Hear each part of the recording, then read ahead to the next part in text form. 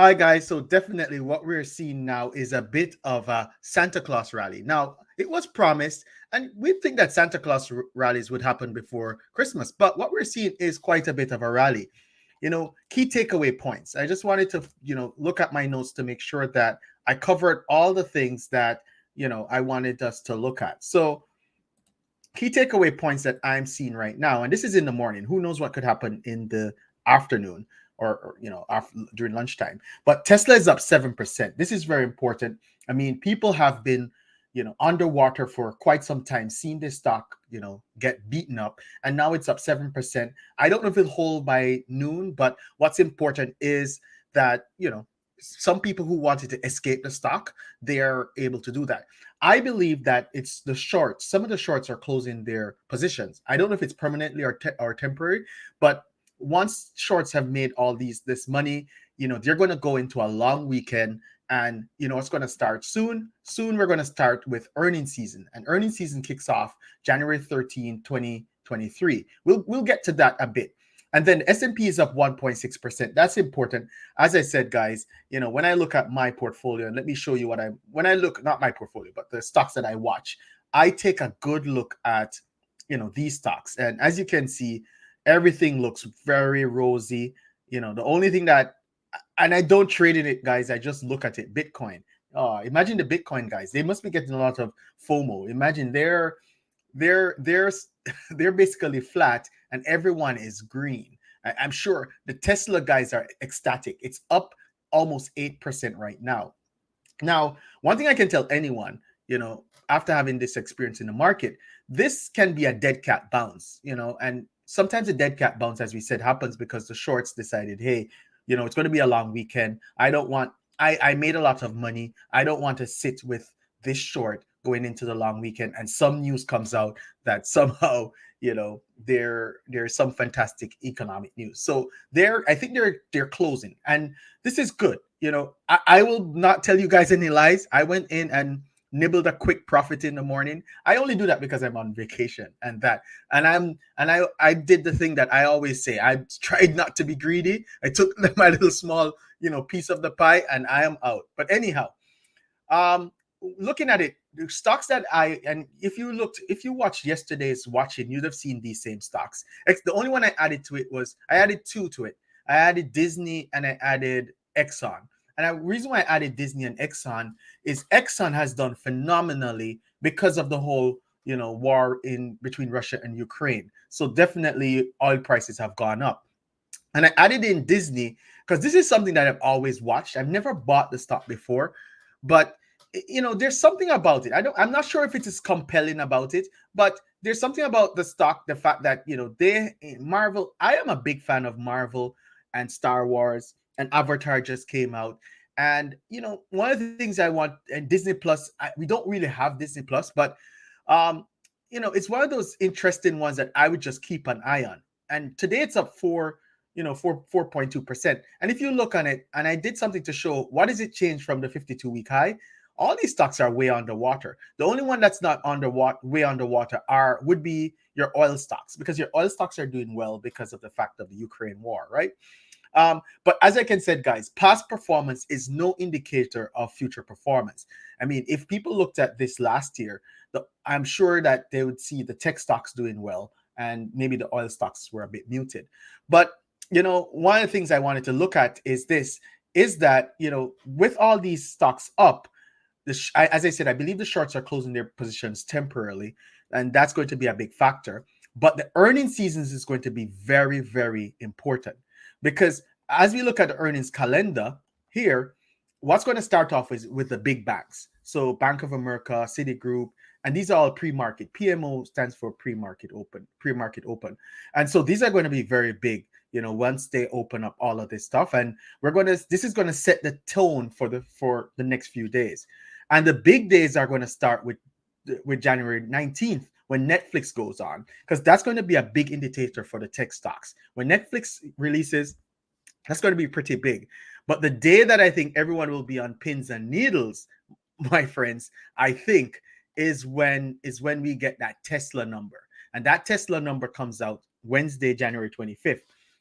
Now, what I believe is happening, and as guys, I'm not a financial advisor. I am just looking at things as an uninformed person, just like everyone else, just using the regular information. I believe a lot of Tesla shorts are scared of this time, the 25th of January, because it could go either way, right? And what I think will be, people will be listening out for will be these key takeaways for the forward outlook. They'll be looking at statements on the impact of the recession. That's going to be pretty big. What impact the recession is having, sales growth projections. And listen, if Tesla comes in and they say that their sales growth projections will be taken back, that will be a brutal day on the stock market. Like, guys, if Tesla comes out in this January 25th and they say, guys, our sales projections are going to be flat or lower than last year, that's going to be crazy. Like, that will be the day. And likely I'll be at work, so maybe that weekend I'll be covering that. But that will be the day. So January 25th, mark it on your calendar. That's going to be a big day in the stock market. And then the next one will be how they plan to control expenses. Because one of the things is, during a recession, folks try to, control expenses if you can't control growth. And then the next thing is R&D spend. And I'll look out for that for Meta, especially because Meta or Facebook, Instagram is spending a lot of money. And, analysts are going to look out and see, are they throwing money down the drain? So this is going to be very big. And as I said, one of the things that I look at today is, this gives people a chance to make their decisions, because as we see, Tesla is up now almost 8% right now, over 8% now. People get a chance. They get a chance to either stick with their conviction, or leave. And as I said, I don't know enough about what, like, no one knows. Absolutely no one knows what's going to happen with this stock. I do believe that Tesla is a good company, but I'm not convinced by its price, because I look at its trailing PE. Its trailing PE is 38.8. Its forward PE is 33.6. The problem with this, that for me, is that when I look at it as with other car companies, it doesn't compare well. And people are saying that Tesla is not a car company, it's a technology company. I don't buy that. I believe that Tesla is a car company, and all the future projections, about driverless cars and all of that stuff, I'm not convinced on that right now. And I mean, it may happen, but I'm not convinced. But when I look at the different companies, I am looking at its market cap, and its market cap is way above everyone else. It has a higher market cap than Toyota. That in itself does not make a lot of sense to me. Toyota, I believe, is a fantastic company. I just don't buy that Tesla is a more valuable company than Toyota. I just don't buy it. But as I said, who knows? Volkswagen is another one. Volkswagen, and I've covered this already, Volkswagen has a plethora of motor vehicles under it. Volkswagen owns Audi, Volkswagen owns Bentley, it owns Porsche, all of those brands, including its own Volkswagen brand. I just don't believe that Volkswagen is a quarter of the value of Tesla. And it's less than a quarter. I just can't buy it. And that's been my hardest thing to figure out, is it really that? Oh, hi, Atlantic Creole. How are you doing? You wanna hop up?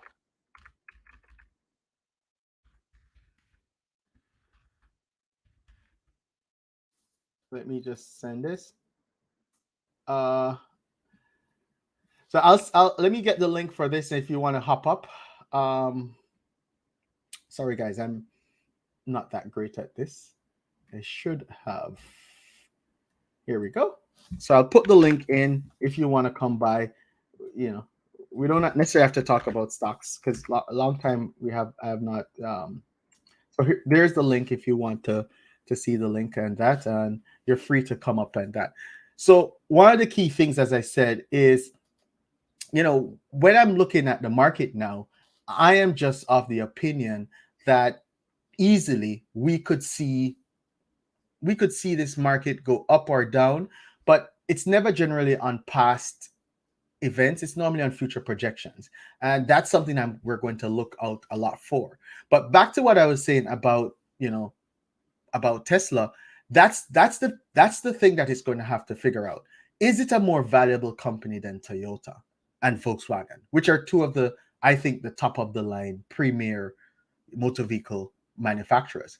And the next item that they'll have to face is, yes, they're making supernormal profits now. How long can they do this? Because one of the things, and I always believe in, economics, is supernormal profits only last for a while. Supernormal profits are something that occurs, it occurs temporarily until other people can enter. And now some people can't enter. Like some companies have like fantastic moats. Like for me, I will always say that the company that I like the best in terms of moat is definitely, let me go to that company. That company is definitely Microsoft.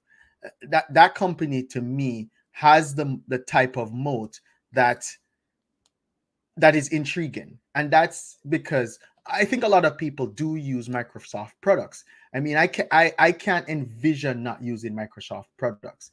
I mean, I normally watch the stock. It's up 2.58%. And why I like it the most out of all the other companies is they own the IP for Excel, for Word and PowerPoint. I think you have other good alternatives to them. Probably not Word, but to Excel. I mean to PowerPoint. But I don't think there's anything that can compare to Microsoft Excel. And I think that no one is going to. So Atlantic says, so Atlantic Creole says, I'm riding in the car currently. I feel like Tesla would be like Saturn, popular for a moment. Atlantic, here's my thoughts on this. I feel that Tesla is like BlackBerry, and that's my thesis. I feel that Tesla is like the innovator that came into a space and did something great. But my issue is Apple. I don't think Apple is going to sit on the sidelines and not take some of that $20 billion a year which they could get in profits there. And so I always definitely look at Apple, because Apple is the one that I think can do it and do it well. And one of the things that I've seen Apple do over the years is I've seen Samsung do all the innovations, the big phone, they have done, like, if you want to see the innovator, it is Samsung. But if you want to see the proper execution and implementer, that's Apple. And that's where I think it's going to be the challenge. Because one of the things that I look at is, Toyota to me and Volkswagen are the true, they're the true ones that I think that can literally take this EV market to where it needs to go.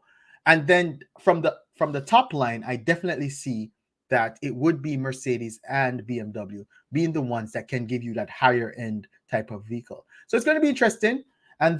But as I said, the stock is doing well today, and a lot of people have the choice today whether to stay in or to come out of it. But what's important is, you get a chance. And the big thing, as we said, will be the earnings season, and that's going to kick off on January 13th with the big banks, and then by January 25th, we're going to get the big numbers of Tesla. So guys, I just wanted to just take a quick cover of this. And as we said, I'm not sure how the day will end, but to me, it looks like the shorts are exiting the market. And guys, I just want to tell you all, hey, Atlantic Creole. So Atlantic Creole says, will we see Apple car in 2038? That would be something interesting. Well, Atlantic Creole, here's my thought on this. My thought on this is, and I'll share this tab. Let me give you an easy one. Tata Motors here is only $17 billion. And Tata Motors basically owns Range Rover and Jaguar. Apple is a $2 trillion company with, and I haven't checked their balance sheet, but I'm sure they have north of $100 billion on the balance sheet. Apple does not necessarily have to create anything. They can buy it. And if you look at GM is $47 billion. Like, Apple could buy any one of these companies easily, with the exception, I don't think they would try to buy Toyota. So I see Apple as entering the market basically through maybe an acquisition, or they may have a company manufacture the cars for them, similar to what they do with their cell phones and that. So the company that I am watching clearly on this one, as I said, is Apple, because I do believe that Apple is the one that can perfect and execute, manage anything that they put their hands on. Because I have an iPad and I went to a Samsung tablet, and I can tell you guys, the Samsung tablet, every few months I have to be trying to clear the memory so that it could start to move easily. My I have my wife has an iPad right now that I gave her in 2017. That thing is moves so smooth and nice. So Apple really knows what they're doing. Definitely. So guys, I'm going to close this off now, and what I will say though is definitely, I mean, this is a fantastic day. As I said, I took a nibble. I went in and nibbled, because for me, whenever I have time, I make money off the volatility, and that I'm not convicted on or convinced on any stock right now, because of the fact that I want to see the earnings season, and that's going to be the important thing. After the earnings season, I think I'll be more confident on what it is, and that's where I think the stocks are sufficiently low that when you have a stellar, company, especially in, I like the banks, and I am looking out for Meta. Meta is one of the stocks that I'm kind of keeping an eye on, because of the fact that it is way underwater, and it's something that I am trying to understand. Will they be doing anything that could potentially cause them a catalyst, cause them to grow more? And I don't know if any of you guys have taken on any of the VR headsets or that. I was tempted to buy one. It's expensive and that, but one of the things that I was thinking about it was, I'm kind of waiting for it to not be so clunky. I'd like for it to be something that I could wear in public at a park, and not look weird, not like I'm coming from space. So once I think they get a VR headset that is more, it's less conspicuous, I do think so that will do well. So I'll be looking definitely at earnings season. I'll be taking a good look, and then after it's done, that's when, because normally after earnings season, some weird things happen. Like a company can do very well on earnings and the stock drops. That's when I just jump in, because I've learned that, that's when the shenanigans happen. And you know what? You get to get into a company at that point. So the key earnings date for me, as I said, will be in, January 13th. And definitely I'll be looking, later on when the tech companies come out. And that's going to be, in that as you can see, Netflix will be a big one, January 19th. And then, we go into Microsoft, which will move the market tremendously. Intel is another one I'm looking at. The thing with Intel though, my issue with Intel is that they did not get into the mobile market properly, and when it comes to gaming, it's Nvidia that really controls those graphics chips. But Intel is interesting though. It's an interesting company. They're slowly becoming something called like legacy. But as you said, yeah, the key one will be that Tesla earnings that will move the market. Like that day, and this is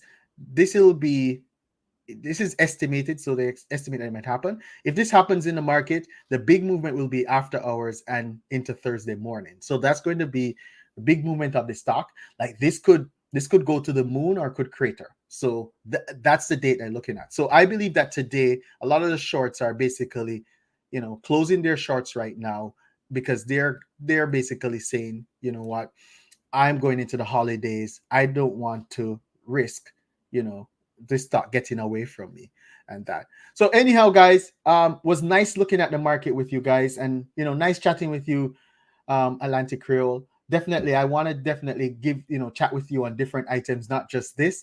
So we'll work out that. But guys, it's an interesting day today on the market. As we said, Tesla is up 9% right now. So I mean, some people it's a chance to get out. Some people it's a chance to say I was right. It's your choice, your choice. I have no clue what I would do in this position, because as I said, the judgment day comes January 25th when the earnings are estimated to come out, and regardless of whatever movement happens now, that evening on January 25th, then everyone will take an impression on what that quarter results looks like, and if the forward looking plans are okay. So I'm looking forward to that, because that's definitely going to be the date, on the calendar and that. So guys, as I said, I'm not an investment advisor. I'm just a novice like everyone else, just looking at the market. And it's great to see it rally like this, because it has been down for so long, and who knows how far Tesla will go. I mean, it's teetering on 10% now. That means that potentially there's a little short squeeze happening there. That looks to me like a short squeeze. I mean, let's see how far this goes, because I'll look into what happens lunchtime and into after. Who knows? But it's a very quiet day, so I don't think a lot of institutional investors are in this right now. I think this is retail versus retail. So who knows how this will turn out, guys. But it was interesting watching it. Thanks for watching, guys. And if you could just like the video, and as I said, I'll keep doing this as long as I'm off from work, and I'll try to do some of this probably Friday evenings or on the weekends or that. But thanks for listening, and until next time.